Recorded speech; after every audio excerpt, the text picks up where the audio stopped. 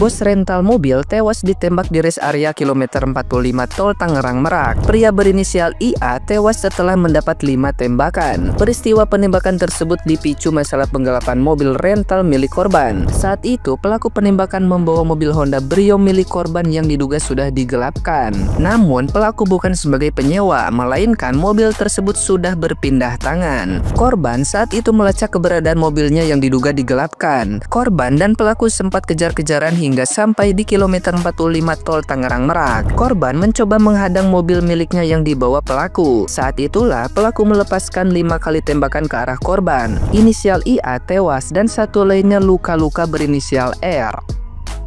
Polisi turut mengamankan selongsong peluru 9 mm dan mobil Brio di lokasi kejadian. Saat ini kepolisian masih mengejar pelaku penembakan yang melarikan diri setelah insiden tersebut. Polisi juga menyebut pelaku bukan sebagai penyewa. Mobil rental milik korban disebut sudah berpindah tangan. Kasih Humas Polresta Tangerang Ibda Rani Purbawa menjelaskan bahwa mobil ini sudah berpindah tangan dari orang lain ke si penyewa mobil. Polisi mengakui korban sempat mendatangi Polsek Cinangka Kabupaten Serang untuk meminta bantuan. Polisi membenarkan terkait korban bersama 2 orang lainnya mendatangi Mapolsek Cinangka sekitar pukul 1 dini hari. Korban saat itu meminta bantuan ke polisi untuk melakukan pengawalan. Kapolsek Cinangka AKP Asep Iwan mengatakan saat ditanya kelengkapan surat mobil dan identitas lain, ketiga orang itu tidak mau menunjukkan apa yang diminta polisi. Anggota yang menerima kedatangan korban kemudian memberi informasi ke Kapolsek meminta arahan. Iwan menyarankan agar anggota hati-hati dalam menerima informasi laporan tersebut. Menurutnya, polisi harus bertindak sesuai SOP yang berlaku seperti laporan, identitas kepemilikan kendaraan, dan kronologi kejadian. Nah, gimana nih menurut netizen yang terhormat? Silahkan berkomentar ya. Pemilik mobil rental meningsoi ditembak sama penggelapan mobil. Kronologinya, mobil yang disewakan ini udah waktunya dibalikkan, tapi nggak dibalikkan. Terus kan di mobil itu ada terpasang GPS. Nah, sama pemilik rentalnya ini dicarilah lokasi terakhirnya. Akhirnya pelaku tertangkap di rest area Tol Bararaja. Tiba-tiba kawan-kawannya pelaku keluar, ditembaklah orang itu. Kabarnya ada 3 orang, 1 meningsoi dan 2 luka-luka. Kabarnya mereka juga udah minta didampingi isi lob, tapi ditolak. Jadi muncul pertanyaan kan, bukannya kemarin itu mengawal orang pacaran ke puncak itu bisa ya? Kenapa ini nggak bisa? Padahal kasus yang kemarin itu pacaran. Yang ini jelas-jelas dugaan pencurian. Ini udah ada identitas pelaku. Gak mungkin kan susah ditangkap. Masalah piu-piu lagi. Kok bisa warga sipil mengakses itu? Merakit sendiri. Baru juga tahun baru 3 hari kita udah dengar lagi berita tentang oknum polisi yang kemudian gak mau bantu masyarakat yang jelas-jelas sudah minta bantuan karena bos mobil rental ini mobilnya digelapkan. Udah minta tolong nih secara prosedural bos rental ini, tapi ternyata ditolak permintaan tolongnya oleh pihak kepolisian di Tangerang. Sampai akhirnya dia melakukan tindakan sendiri bersama anaknya.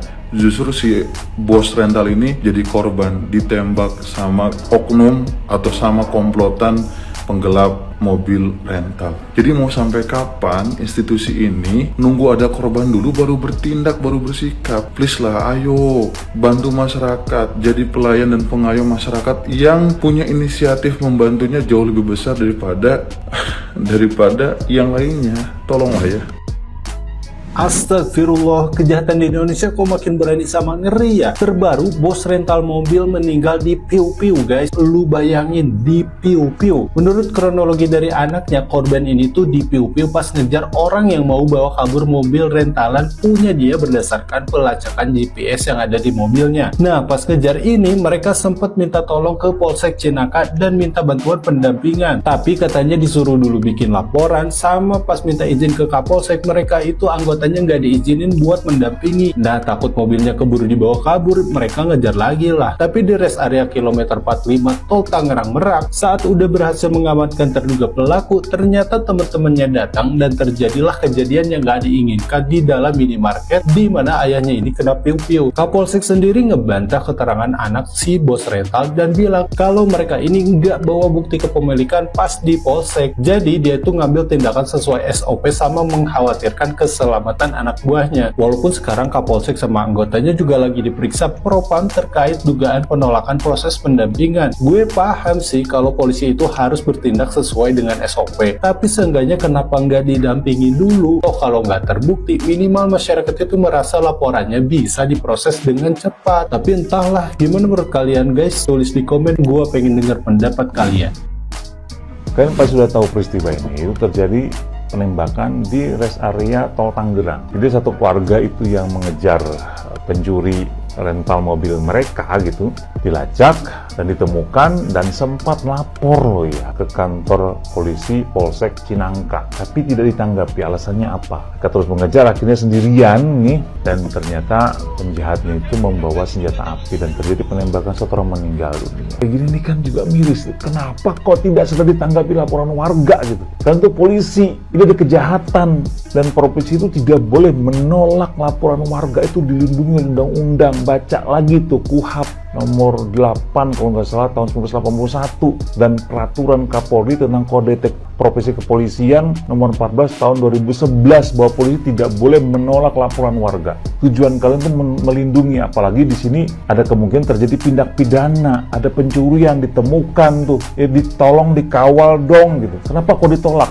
Ini alasannya apa? Ditolong diinvestigasi ini. Tugas polisi itu mengayomi, melindungi, jangan menjadi ya minimal tempat curhat lah kalau nggak nolong gitu ya. Yang ada sekarang itu kan masyarakat tuh menjadi khawatir dengan kepolisian kita sendiri, apakah karena nggak ada uangnya atau gimana, kan muncullah framing-framing seperti ini gitu ya. Polisi mah harus berbenah diri nih, kalau kayak ini kan aduh gimana nasib kepolisian Indonesia ke depan, dan buat apa ada polisi itu mulai muncul di masyarakat. Masyarakat akhirnya mengambil langkah-langkah sendiri untuk melindungi diri mereka. Gimana nih menurut kalian para netizen? Nah kan, kebiasaan kan, begitu lagi. Ada orang minta tolong didampingin ya Pak, saya takut. Soalnya yang namanya sindikat itu pasti kan punya senpi, punya sajam kan begitu.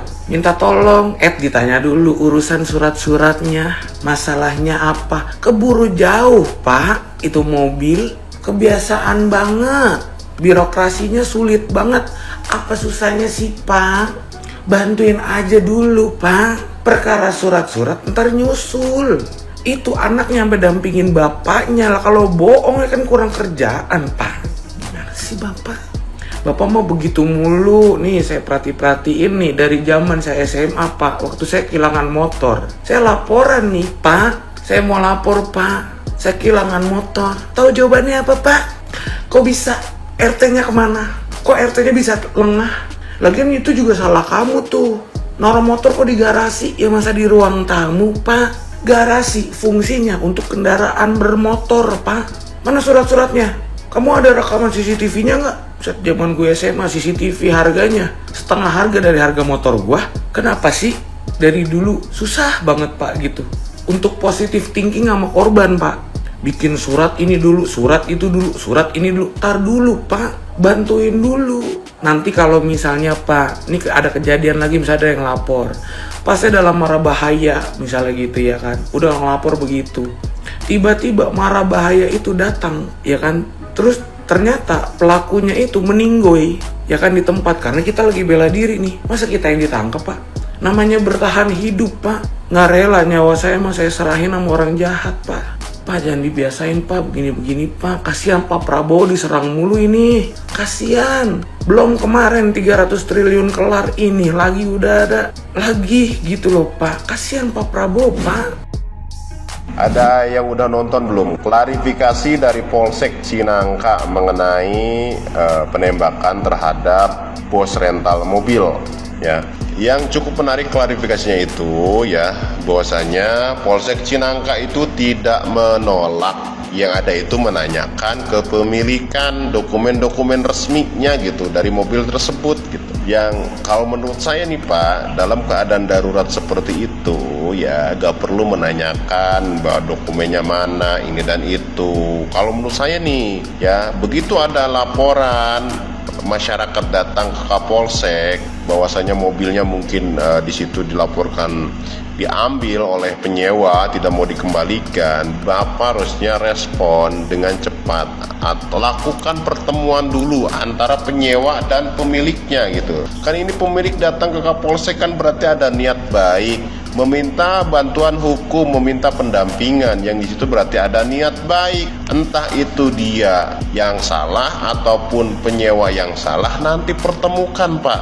Sesudah bertemu dua orang itu antara bos rental dan penyewanya nih, baru Bapak berdiskusi siapa yang salah gitu loh. Gitu Pak. Jadi kalau misalkan regulasinya harus ada dokumen karena katanya bos itu leasing atau ngomong leasing atau apa gitu, ya pertemukan saja kalau menurut saya. Pertemukan dulu antara bos rental itu dan juga penyewa, sehingga nanti clear masalahnya setelah bertemu antara dua orang itu, supaya tidak terjadi kedua kalinya seperti halnya kayak gini nih, itu meninggalnya nyawa seseorang akibat pelaporan sudah meminta bantuan kepada polisi dan responnya kayak gitu Pak.